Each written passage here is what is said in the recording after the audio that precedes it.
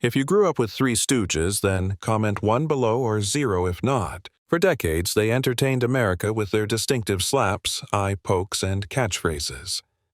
The Three Stooges, Moe. Larry and Curly became comic legends, and their antics continued to thrill audiences almost a century later. But beneath those recognizable faces and catchphrases is a worrisome, often devastating narrative that the studio executives never intended you to hear.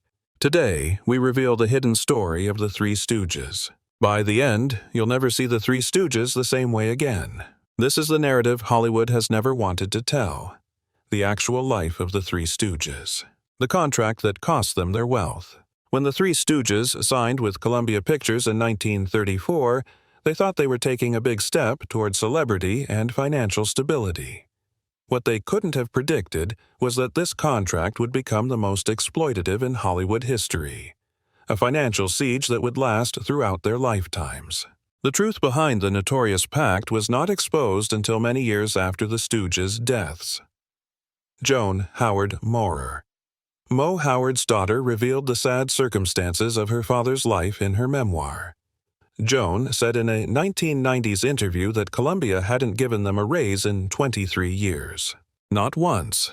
While their short films were among the studio's most successful, they were paid the same wage from 1934 until 1957, when their contract ended. How little did they produce? Each Stooge earned only $20,000 a year, which is equivalent to approximately $400,000 in today's dollars. That may sound significant, but consider this. At their heyday, the Stooges starred in 8 short films each year, which grossed millions for Columbia, making them one of the studio's most successful assets. Cohn often claimed that the Stooges' shorts were losing money. He would tell them, "We are keeping you out of the goodness of our hearts." To reinforce this point, he frequently threatened to replace them with a lower-cost comedy duo if they sought more money. What the Stooges didn't realize and couldn't have realized at the time was that their shorts were huge moneymakers. They were screened before feature films in thousands of theaters throughout the country, generating significant income that never reached the actors. Another catastrophic clause was included in the contract but was not discovered until decades later. The Stooges held no ownership rights to their films. They got no residual income when their short films were broadcast on television in the 1950s, and thereafter a cash stream worth millions of dollars. Joan Howard Maurer recalls her father sitting in front of the television in the 1960s watching his own films despite the fact that he wasn't getting a dime from them, while Columbia was making a fortune selling them to TV networks. This financial abuse has serious ramifications for the Stooges. Unlike what fans may think, they had rather humble middle-class lifestyles. Moe, the most financially responsible, invested in real estate to give some stability. Curly and Larry were not as lucky, with Curly incurring large medical expenses later in life and Larry dying practically bankrupt. The contract that deprived the Stooges of their proper wages was not just unfair. It was purposefully structured to maximize studio profits at the cost of the very talent providing the program. This exploitation was skillfully kept from the public, who continued to assume the Stooges were living the high life of Hollywood stars, despite the fact that the truth could not have been more different. When comedy gets hazardous, the Stooges' signature eye pokes, hair pulls, and face slaps were more than simply theatrical entertainment. They were actual physical movements that had a meaningful impact on the performers' bodies throughout the course of their decades-long careers. Contrary to common opinion, many of the antics in the Stooges' shorts were not fabricated. While certain precautions were in place, the sound effects were overdone, and the eye pokes were meticulously coordinated to hit the brows rather than the eyes. The bodily effect was really real. Moe Howard's daughter said that her father suffered from frequent headaches throughout his career as a result of excessive hair tugging. His scalp was quite sensitive, she wrote in her memoir. Years of having his hair pulled had left him with chronic discomfort, which he rarely spoke about in public. Larry Fine, noted for his crazy haircut, suffered hearing impairment as a result of the frequent slaps on his ears. Later in adulthood, he acquired a significant palsy, which some medical professionals blamed on the cumulative effect of thousands of stage knocks to the head over his career. However, no Stooge paid a larger physical price than Curly Howard. Curly, the most athletic and physically skilled member of the gang, pulled out the most difficult stunts. He'd smash himself into walls, fall down flights of stairs, and take innumerable hits while keeping the frantic energy that made him a fan favorite. This hard physical program, along with his already bad personal health practices, exacerbated his worsening health. By the mid-1940s, Curly's performance had dramatically slowed on film. What fans didn't realize was that he had suffered a series of little strokes which were gradually hurting his ability. The studio, worried about maintaining its prized property, kept Curly's worsening condition hidden from the public. They filmed around his restrictions and altered the footage to conceal his diminishing mobility and speech. Viewers with a sharp eye will see occasions in subsequent shorts where Curly struggles to recall his lines or appears bewildered throughout an act. Early indications of the brain injury that would ultimately destroy his career. Curly's tragic massive stroke, which ended his career in 1946, did not happen by chance. It was the culmination of years of warning indicators that had been purposefully kept concealed from public view. The studio narrative portrayed it as an unexpected health crisis rather than the predicted result of a physically demanding work mixed with untreated health conditions. Even more unsettling were the labor habits of the day. Unlike modern films with extensive safety measures and stunt coordinators, the Stooges' shorts were shot fast and inexpensively. Many of the hits, falls, and collisions occurred without proper protection. Jules White, who directed several of the Stooges' shorts, was notorious for pushing for larger, more spectacular physical jokes with little regard for the performer's safety. Even while the Stooges were suffering serious injuries from prior tries, the phrase, "one more take," was frequently heard. This physical toll was not just the product of their on-screen identities. It mirrored the throwaway attitude toward performers in the studio industry. The Stooges were regarded as disposable commodities rather than artists whose health needed to be safeguarded. When Curly was unable to perform, his brother Shemp was called in. When Shemp died, Joe Besser succeeded him, followed by Curly Joe DeRita. The message was plain. The spectacle must go on no matter the human cost. And that expense was purposefully hidden from the spectators who smiled at what they thought was innocent slapstick entertainment. The real Curly, a sad collapse, is disguised. Jerome Curly Howard was without a doubt the Stooges' most popular member. His childish innocence, unusual vocalizations, and great physical humor set him apart from the other two members of the trio. But the real Curly Howard was very different from his on-screen image. The tragedy of his personal life was kept hidden from the public during the Stooges' peak fame. Unlike his enthusiastic, childish portrayal, the real Curly was a complex, tormented guy whose life had been marred by a succession of disastrous relationships and health issues. While his on-screen antics conveyed a sense of unbridled exuberance, Curly was sometimes depressed and insecure. Mo Howard's daughter said in interviews that her uncle was very concerned about his appearance. Jerome Howard was regarded as fairly gorgeous as a young man with a full head of dark, wavy hair that he took great care in. The narrative of how he became Curly shows a lot about his insecurities. When the original third Stooge Ted Healy quit the act, Jerome was brought in to take his place. Just before their first picture, Healy noticed Jerome and commented that he was too attractive and stately for humor. Jerome was immediately instructed to shave his head. He was distraught but consented, permanently changing his appearance and, in many ways, his identity. Joan Howard Moorer stated that shaving his head was a distressing experience. He believed it made him unappealing to women, which led to a lifelong uneasiness. This uneasiness expressed itself in a problematic personal life, which was kept secret from admirers. Curly married 4 times, with the first 3 ending in divorce. He sought affirmation via relationships that frequently ended in failure, resulting in a cycle of emotional turmoil that exacerbated his worsening health. Curly's alcoholism and terrible health habits were also kept hidden from the public. Curly got high blood pressure, obesity, and other health problems as a result of his physically rigorous Stooge regimen, which was compounded by frequent drinking. By 1945, his health had worsened to the point that it was impossible to hide on screen. Studio officials and the other Stooges were aware of his health, but they chose to continue filming rather than give him time to recover. The financial requirement of keeping the Stooges on schedule took precedence over Curly's well-being.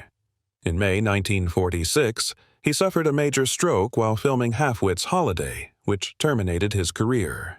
Rather than pausing production, the decision was taken to shoot around him. Curly vanishes midway through the short, leaving no explanation. This harsh treatment of a beloved performer reflects the studio's disposable attitude toward the Stooges. Curly endured a series of more strokes between 1946 and his death in 1952, leaving him largely paralyzed and unable to communicate coherently.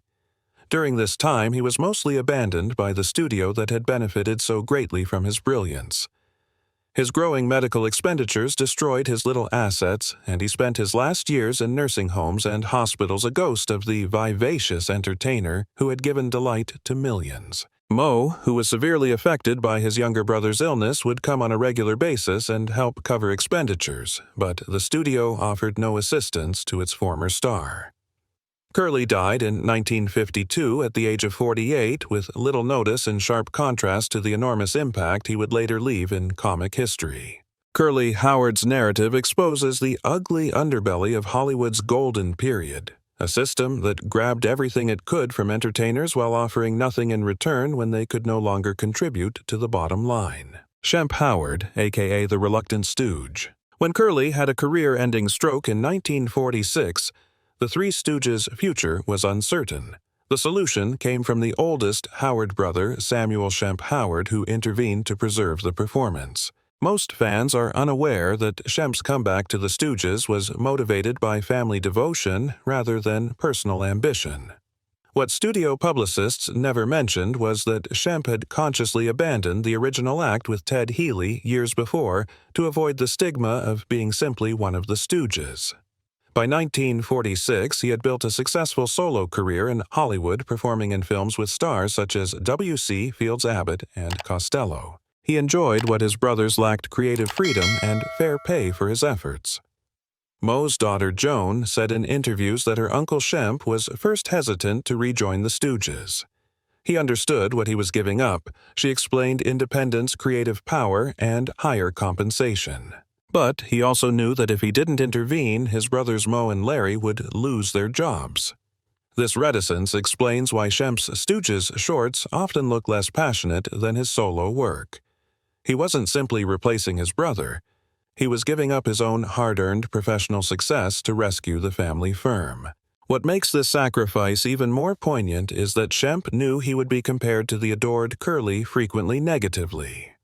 According to fan correspondence from the time period, viewers regularly complained that Shemp was not as humorous as his younger brother, putting the seasoned performer in a no-win scenario. This truth was never addressed in studio press materials, which presented Shemp's return as a natural transition, rather than the true career sacrifice it represented. Columbia continued to abuse the Stooges under the same exploitative contract conditions, with Shemp earning the same pitiful income that Curly had.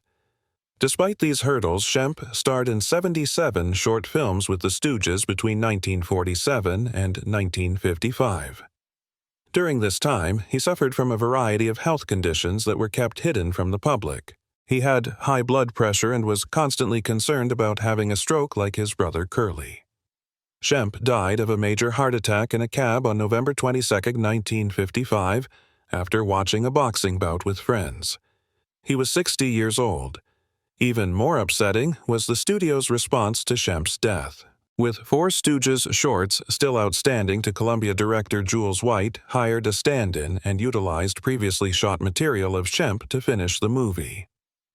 These fake Shemp shorts, as they are now known, are one of the most insulting portrayals of a deceased star in Hollywood history. The studio did not even provide adequate time for grief. Moe and Larry were told that they needed to find a replacement soon or their contract would be canceled. Shemp Howard's narrative, his sacrifice, his desire to escape his brother's shadow, and the exploitative treatment he got even after death are among the most hidden facets of the Stooges' history. deliberately disguised by studio advertising, which preferred a simpler, more marketable story about the beloved comedy trio. Larry Fine, the underappreciated intermediary. While Curly may have been the fan favorite and Moe the well-known leader, Larry Fine was the Stooges' unsung hero, the vital glue that kept the performance together in all of its forms. Larry's personal narrative, however, was possibly the most completely shielded from public view, as well as the most painful. Larry was born Louis Feinberg in Philadelphia, and his route to become a Stooge began with a childhood injury that may have ended his life before it began. At the age of 4, he burnt his arm with acid at his father's jewelry business. His parents, seeking to strengthen his crippled arm, paid for violin lessons as a kind of treatment. This childhood tragedy unintentionally began his musical career, leading him to vaudeville and a fateful meeting with the Howard brothers. Larry, unlike the Howards who had family connections in the act, was always an outsider. Moe's daughter noted that while her father and uncles had an unshakable family relationship, Larry occasionally felt separated within the group. She revealed that my father and his siblings communicated in shorthand. Despite the fact that they were good friends and co-workers, Larry was always a little distant. Larry's professional seclusion was exacerbated by his gambling problem, a damaging routine that was fully hidden from admirers. While Moe Howard carefully placed his meager earnings in real estate to provide some stability for his family, Larry squandered a large portion of his money playing racetracks and card games. Larry's daughter said that her father would often lose an entire week's wages in one day at Santa Anita Racetrack. Larry's gambling addiction meant that after decades as a popular entertainer, he had almost no savings or assets. Unlike the careful Moe, he lived paycheck to paycheck despite his celebrity. The studio PR portrayed the Stooges as equals, but their interpersonal relationships were very different. The majority of the choices were made by Moe, who served as the act's on-screen boss and business manager. Larry, maybe owing to his financial instability, seldom questioned these judgments, even when they were not in his best interests. When Columbia unexpectedly canceled their contract in 1957, Larry was over 55 years old with no funds and no future prospects. Larry faced imminent poverty, although Moe had his real estate interests to fall back on. What followed was a period of purposeful obscurity in official Stooges history. Larry temporarily worked as a bartender to supplement his income, relying on his famous status to obtain tips.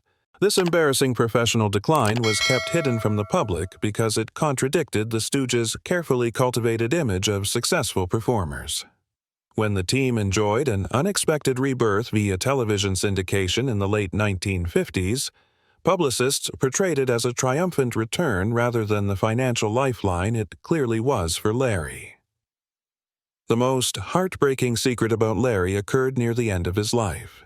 Larry suffered a devastating stroke in January 1970 while filming the comedy pilot Kook's Tour, which crippled his left side.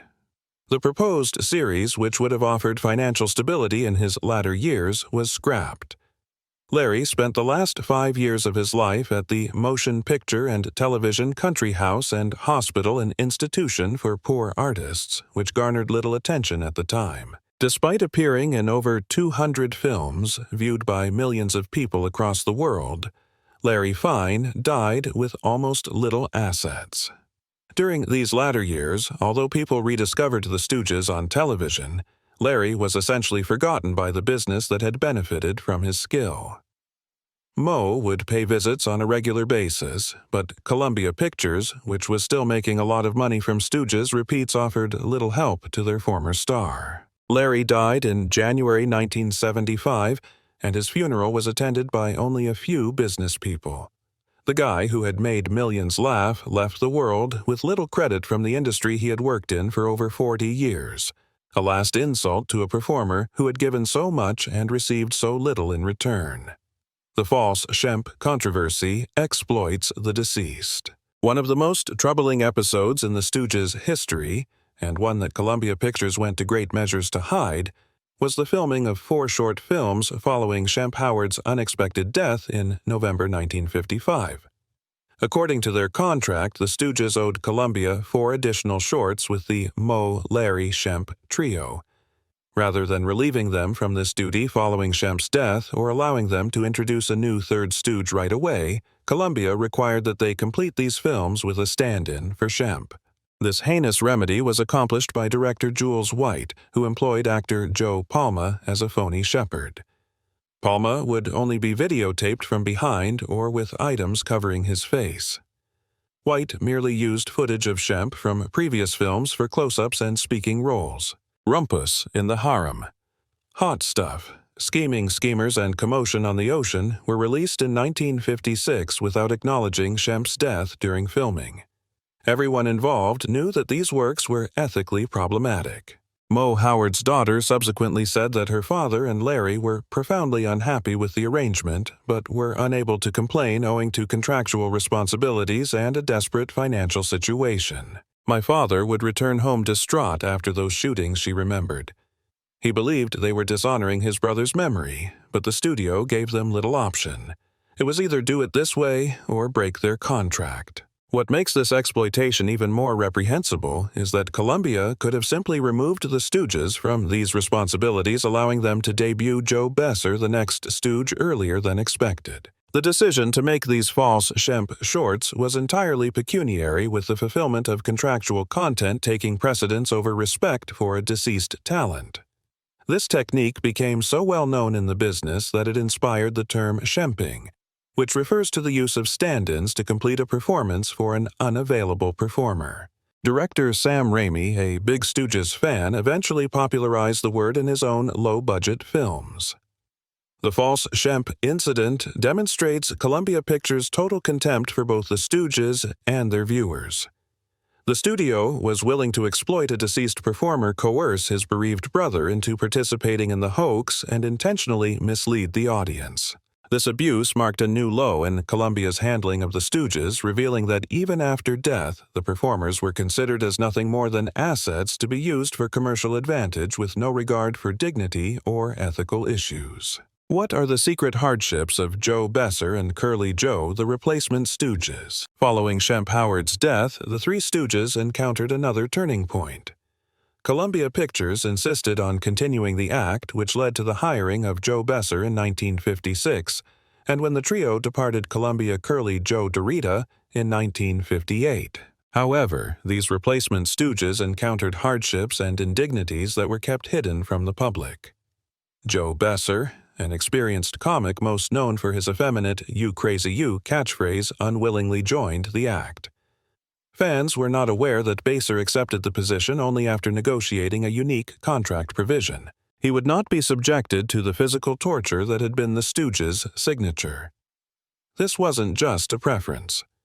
Besser was caring for his wife, who had suffered a heart attack, and he couldn't risk injuring himself so he could continue to be her caregiver. Director Jules White and Columbia management were frustrated, but had little options. The Stooges' contract demanded new content, and Besser was the only established comic available to join the floundering group at the time. The end product was a diluted version of the Stooges' signature dynamic. Larry frequently had to endure greater abuse to compensate for Besser's contractual protection, a hidden reality that gained little public recognition. The 16 short films made with Besser lacked the frenzied intensity of previous attempts, a creative downturn that Columbia placed on the Stooges themselves, rather than the constraints they had accepted. When Columbia ultimately terminated the Stooges' contract in 1957, Besser departed the band because he did not want to tour and was still required at home. What occurred next was one of Hollywood's most surprising comebacks, but the entire narrative was edited for public consumption. Columbia, which had abruptly dumped the Stooges, began airing their old shorts on television in 1958, resulting in a new generation of admirers and an unexpected increased desire for the trio. Curly Joe Dorita joined Mo and Larry to capitalize on the television-driven comeback. However, Dorita's experience exposed yet another layer of exploitation that had previously been veiled from admirers. When Dorita joined the Stooges were beginning their most profitable period of their career with live performances and merchandising. But she was hired as an employee, rather than a full partner, earning a salary rather than an equal share of the expanding profits. This setup resulted in an unpleasant chemistry inside the team. While marketing images depicted three equal Stooges, the actual reality was that Moe and Larry maintained control and the majority of the income. Dorita, although becoming the Stooges' face for a new generation of youthful admirers, never received the financial reward his talents deserved. This inequality was highlighted in 1970 when Larry's stroke interrupted his performance career. Dorita and Moe sought to continue with the new middle Stooge Emil Sitka, but their efforts were unsuccessful. Despite having been a Stooge for 12 years longer than Curly Howard, Dorita found himself without a steady salary or a clear path forward. Retirement brought the ultimate humiliation. While items bearing his appearance continued to sell, and Stooges shorts starring Dorita appeared on television, complicated contractual issues meant he earned little pay for these continuous usage of his image and acts. Curly Joe. Dorita had been mostly forgotten by the business as well as many Stooges fans who preferred to focus on the earlier Curly and Shemp periods by the time he died in 1993.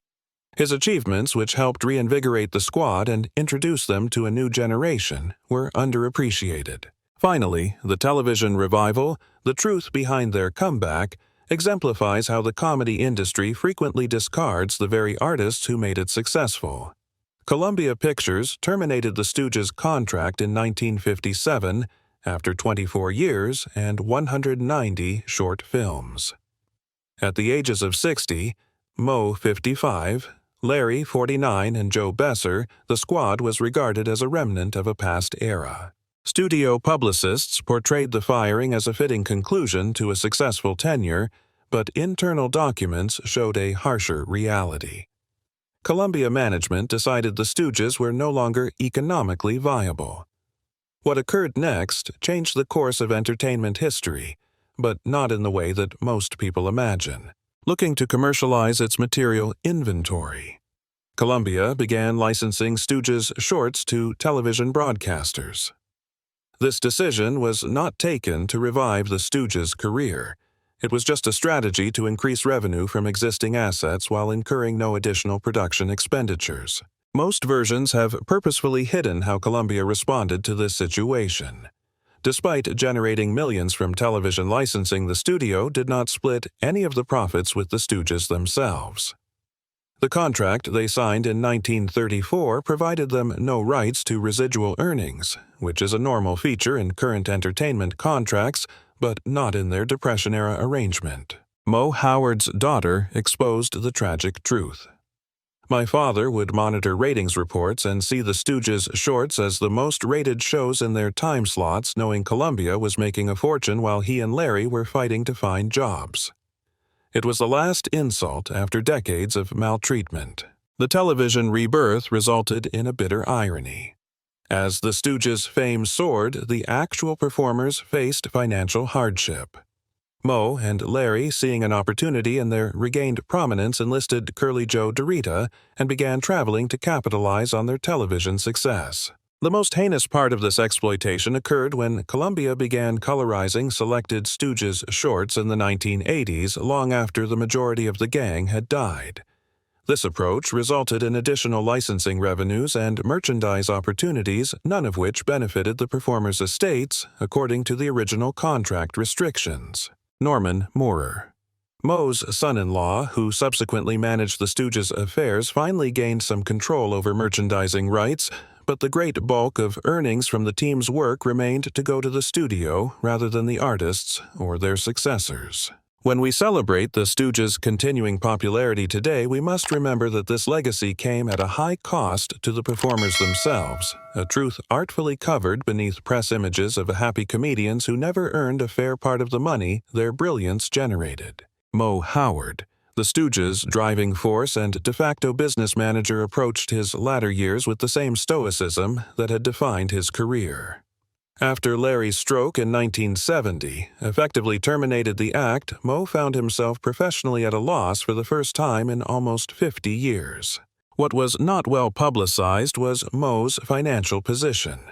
While he had invested more effectively than his companions acquiring real estate in the Los Angeles region, his investments gave him modest comfort rather than the affluent retirement his decades of hard labor should have guaranteed. Moe's daughter, Joan, claimed that he worked well into his 70s for financial reasons rather than creative ones. In an especially tragic example of his situation, Moe worked as a gopher at Hanna-Barbera Studios in the early 1970s. The man, who had been in over 200 films, was now running errands and working odd tasks on a studio lot. Some employees didn't recognize him with his distinctive bowl hairdo grown out. Larry Fine's final chapter was very painful.